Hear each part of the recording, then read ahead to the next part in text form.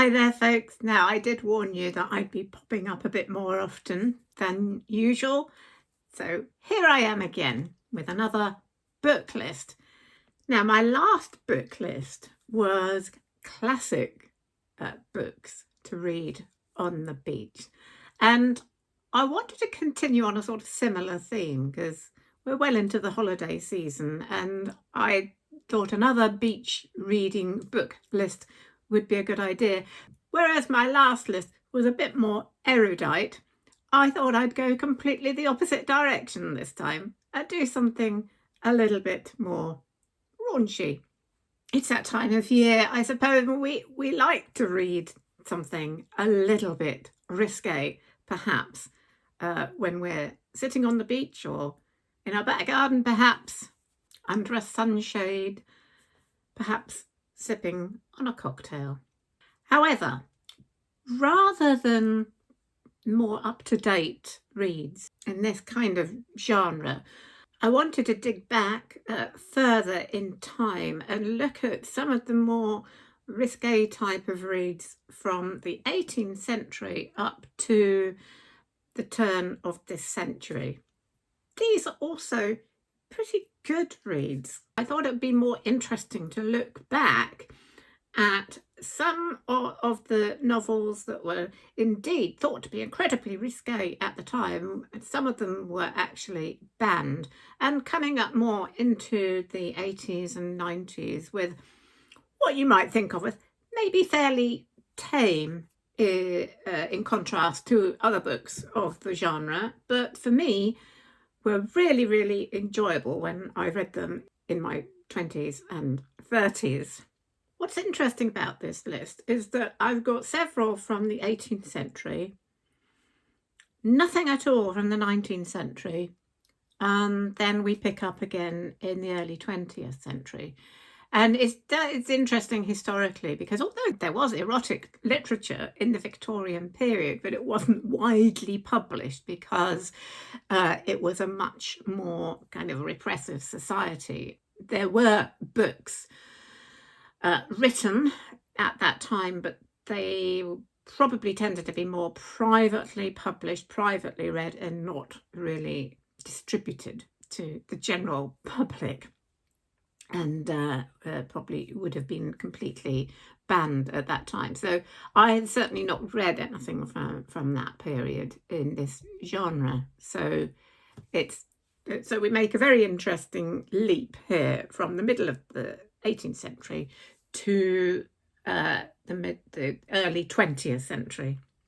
Now, before we go any further, here's Tilly. Yeah. I know you love to see her.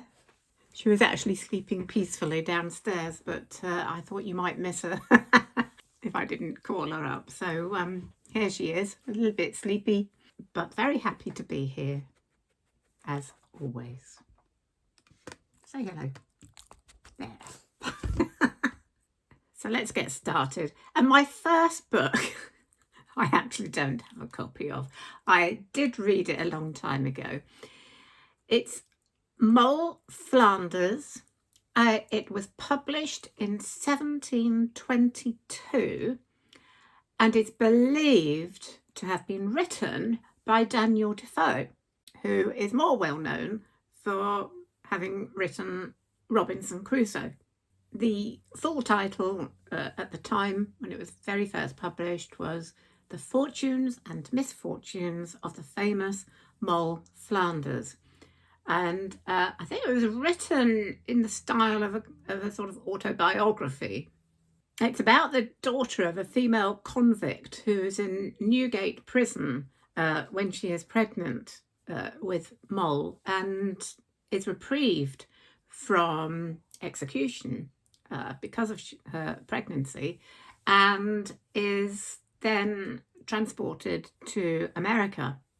Moll remains in England and is brought up from the age of 3 by a foster mother. All right, then. Becomes a servant and is seduced by one of the sons of the household, and then marries the brother. After 5 years, she's widowed.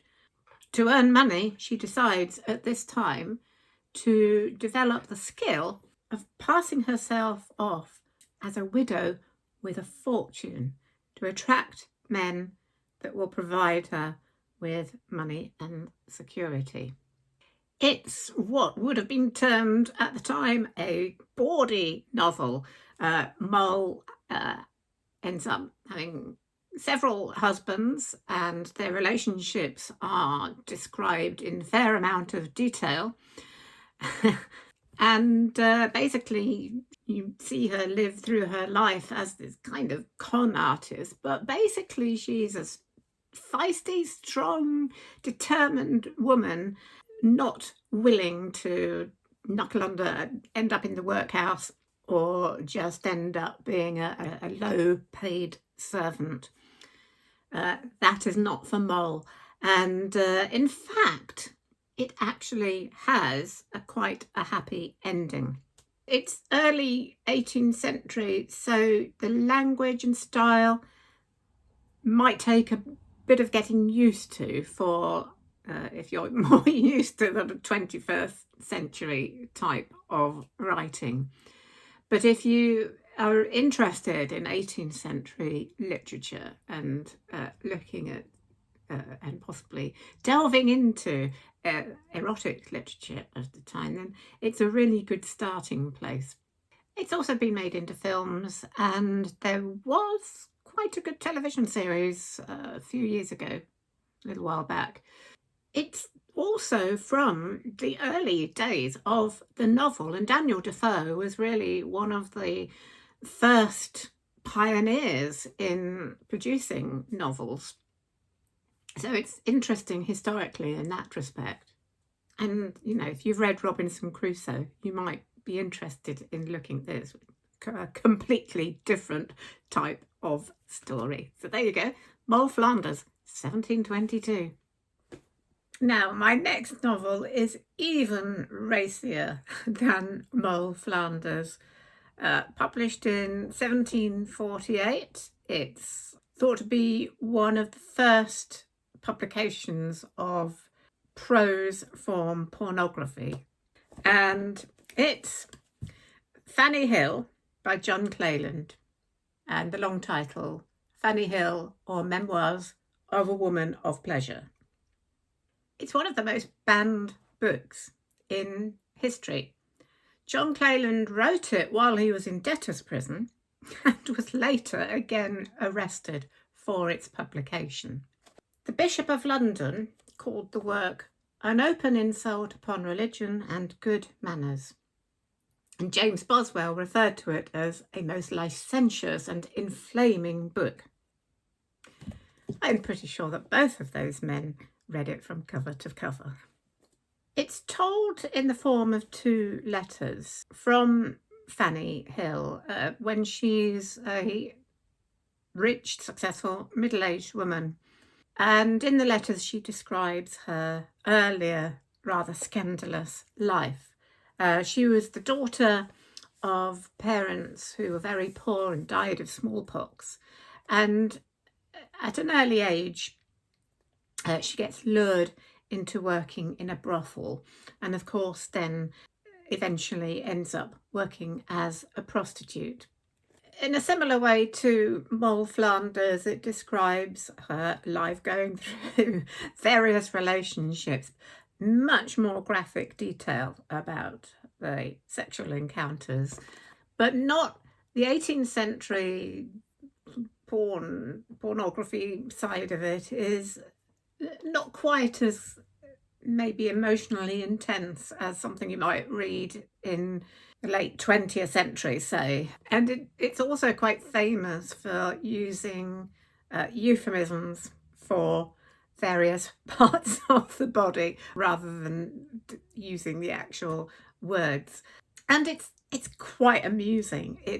I think it's probably a little bit of a more entertaining read than Moll Flanders.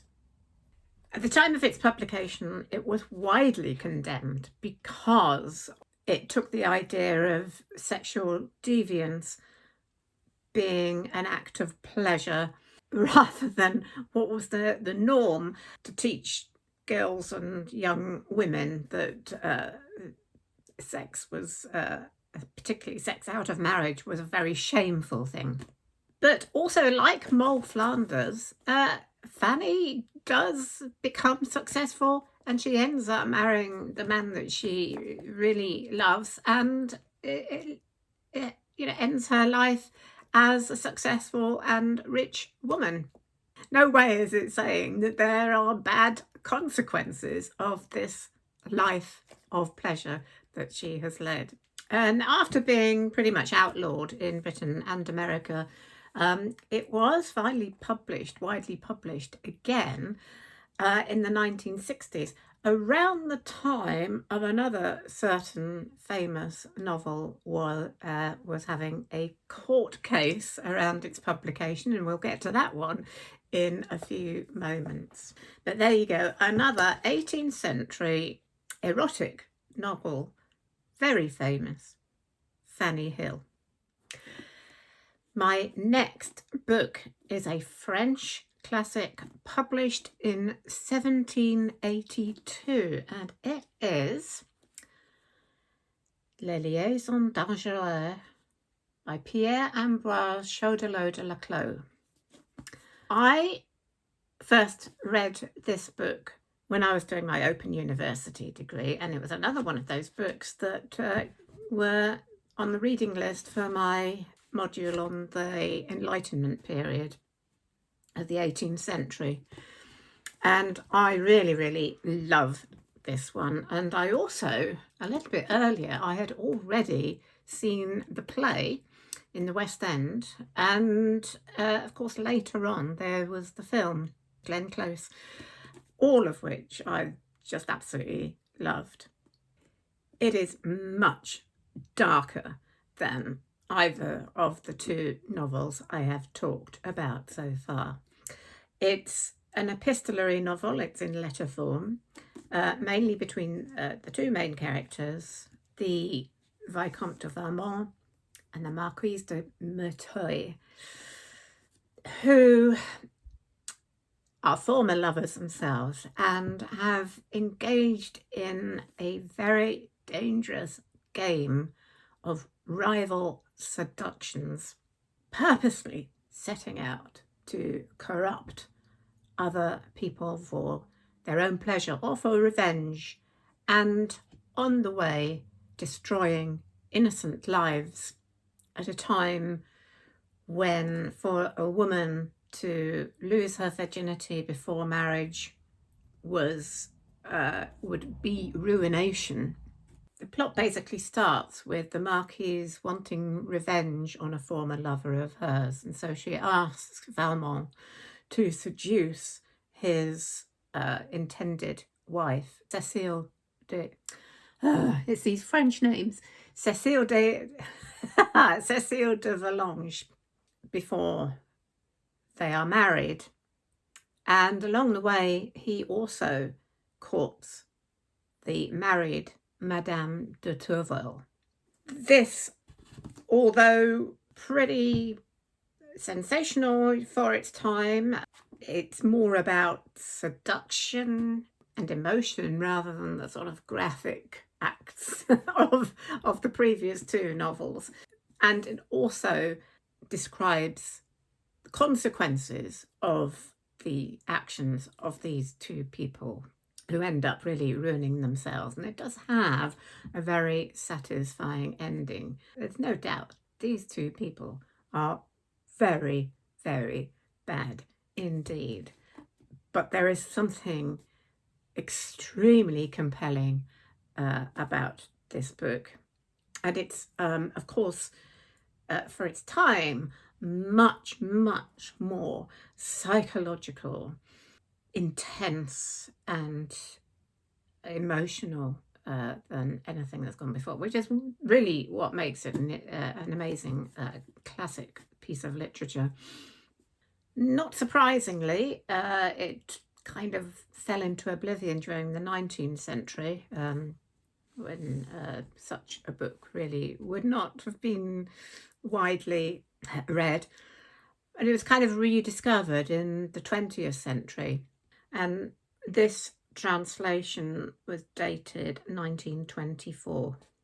If you've ever seen the film or a theatrical production, I do recommend also reading the original, the book. It's a really fascinating read, and I really did enjoy studying this when I was working on my degree. Now, as I said, there's a big gap between that book and my next book because the Victorian period, you don't really see much erotic material being widely published, and therefore we don't really have any widely known classic novels of that ilk from that period, although there were some. If you know of any, do let me know in the comments. So I'm coming up to a very, very well-known book around which there was a lot of controversy. I don't actually have a copy of it, so I'm actually going to do 3 books in one here, and because that is so well known, I'm going to suggest a couple of other books as well. Of course, I'm talking about D.H. Lawrence and Lady Chatterley's Lover. Although I don't have a copy of it, I must have borrowed it, and I think I was about 17 or 18 when I read it.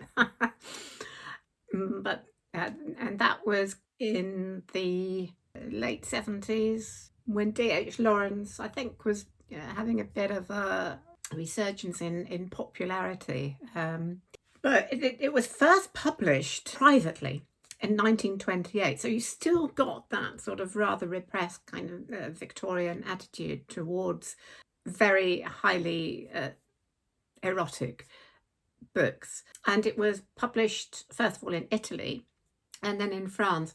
There was no open publication of it in the UK until 1960, and of course, as you probably know, it underwent an obscenity trial against Penguin Books, who were the publisher, which they won. And of course, the notoriety of that meant that it became an absolute bestseller.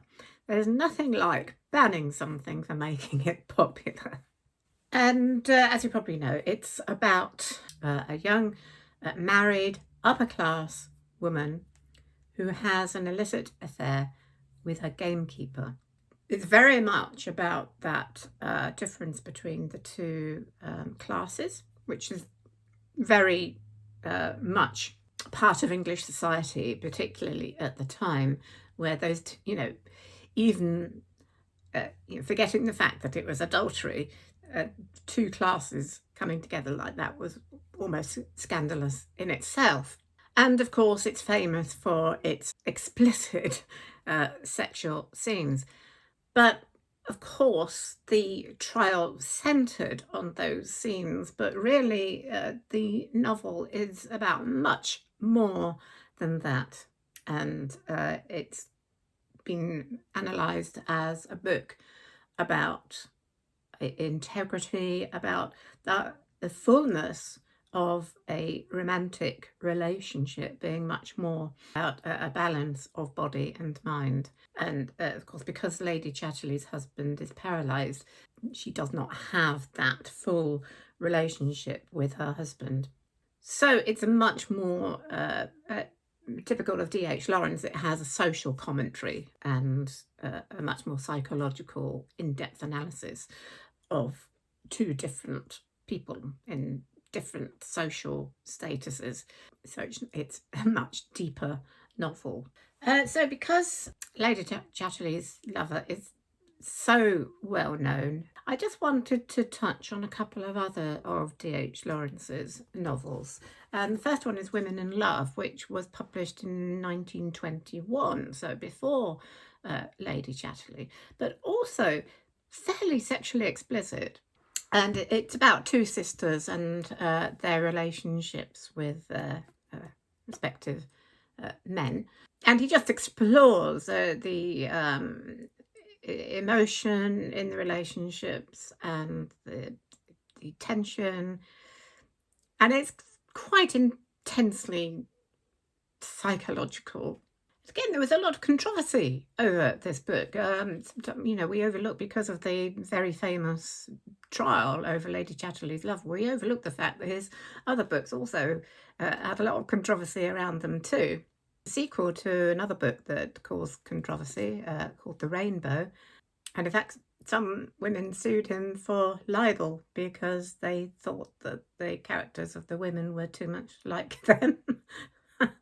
I mean, it was so controversial that an early reviewer said, "I do not claim to be a literary critic, but I know dirt when I smell it, and here is dirt in heaps, festering, putrid heaps, which smell to high heaven."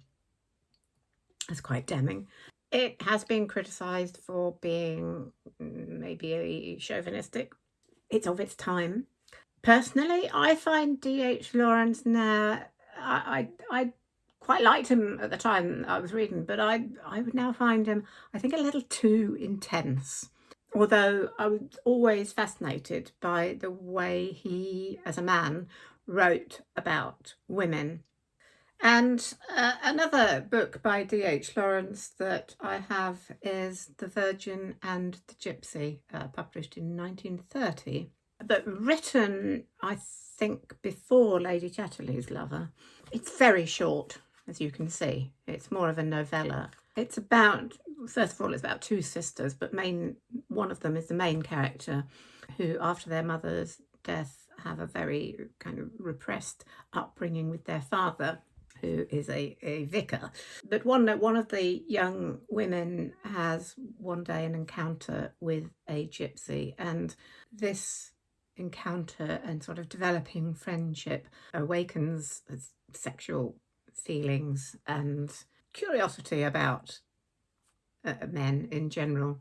So it's more about sexual desire than about the act itself. And it's also, of course, as usual with D.H. Lawrence, he has very much themes in it, strong messages. It's very much about the need for greater freedom and experience than the general upbringing in the early 20th century was possible for young women in that society. So there we go, 3 books in one. D.H. Lawrence, of course. There's also Sons and Lovers, yeah.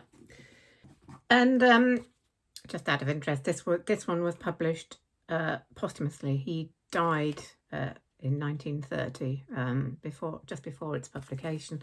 Yeah, as I say, I don't know whether he's quite as popular now as he once was, but you might be interested in revisiting him if you have read him before or not, or maybe trying him out if you haven't read any D.H. Lawrence.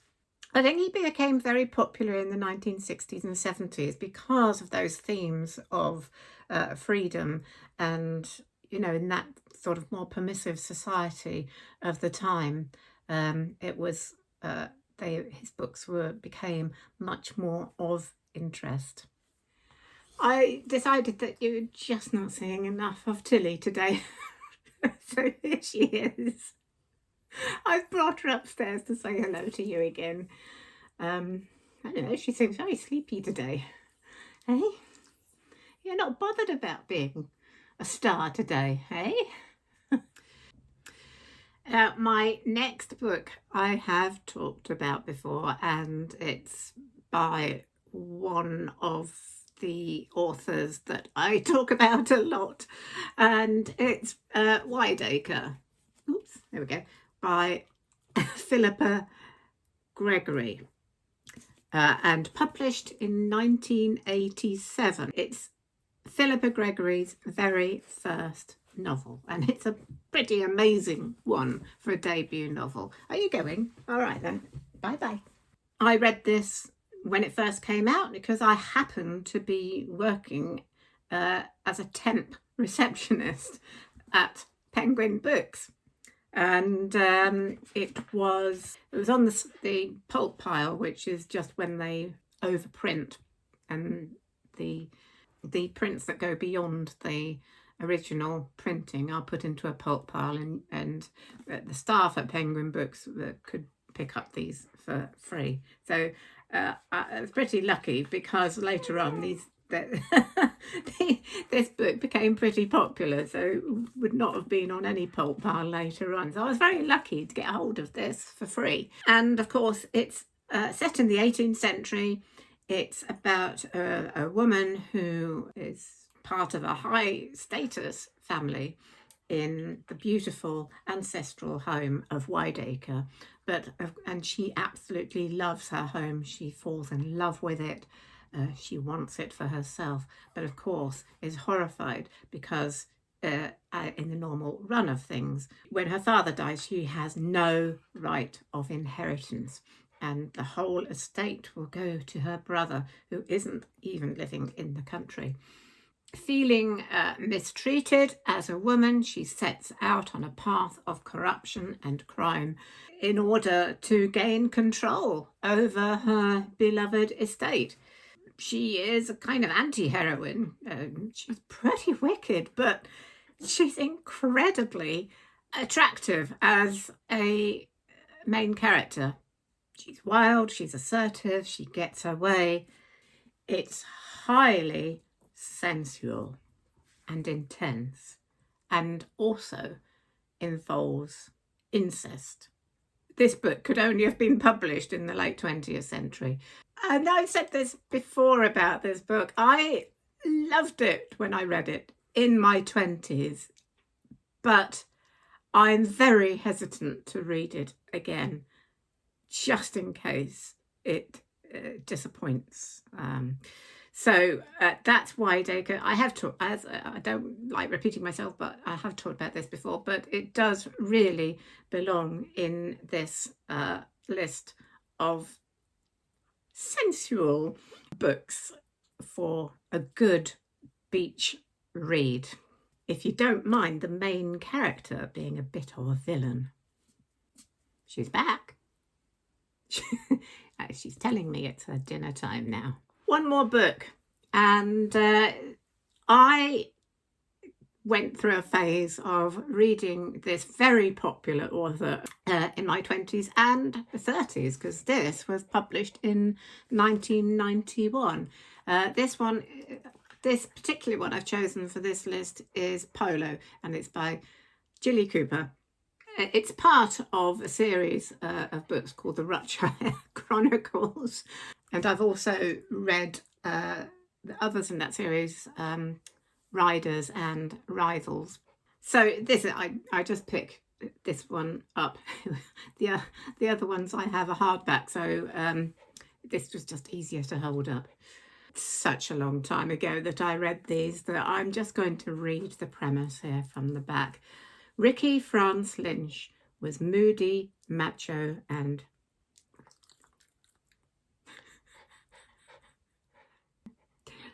Ricky France Lynch was moody, macho, and magnificent. He had a large crumbling estate, a 9-goal polo handicap, and a beautiful wife who was fair game for anyone with a checkbook. He also had the adoration of 14-year-old Perdita MacLeod. Perdita couldn't wait to leave her dreary school and become a polo player. The polo set were ritzy, wild, and gloriously promiscuous. Perdita thought she'd get along with them very well. Sometimes described as romps through the Rutshire countryside. What I like about Jilly Cooper's novels is that although you have these kind of set characters of the glamorous, the promiscuous, wild, dangerous characters, you also usually have a central character who has integrity, who is sensitive, and is the one who's going to put everybody else to shame. So I love that juxtaposition between those kind of very shallow, maybe, characters and a much deeper, sympathetic characters than the others. So yeah, you don't hear a lot of Jilly Cooper these days. She's still with us. Around the time this was published, she was really extremely popular in the 1980s and 90s. And it was one of those times where you just couldn't get enough of Jilly Cooper. The funny thing about this book, Polo, is that around the time that I read it, a year or two before I read it, I had a friend who had fallen in love with an Argentine polo player, and that lifestyle that she describes is very similar to the kind of one that my friend described too. So it wasn't that far from the mark at all.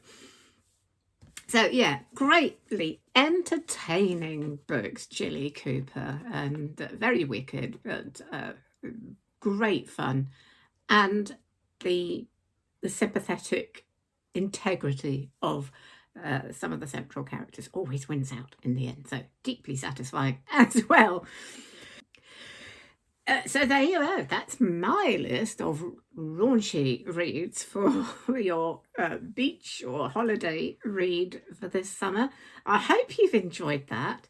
Probably not the same raunchy reads that other people might list, but these are the ones that I have read and enjoyed. So as usual, please leave any comments that you would like to leave, and you can always say hello to Tilly. And as I say, you'll be seeing a bit more of me over the coming weeks because my other work tends to go through a bit of a slump at this time of year. I'll probably do another A to Z video next. Keep subscribed. If you're going on holiday, do enjoy yourselves, enjoy the sun, and I'll see you again very soon. Bye for now.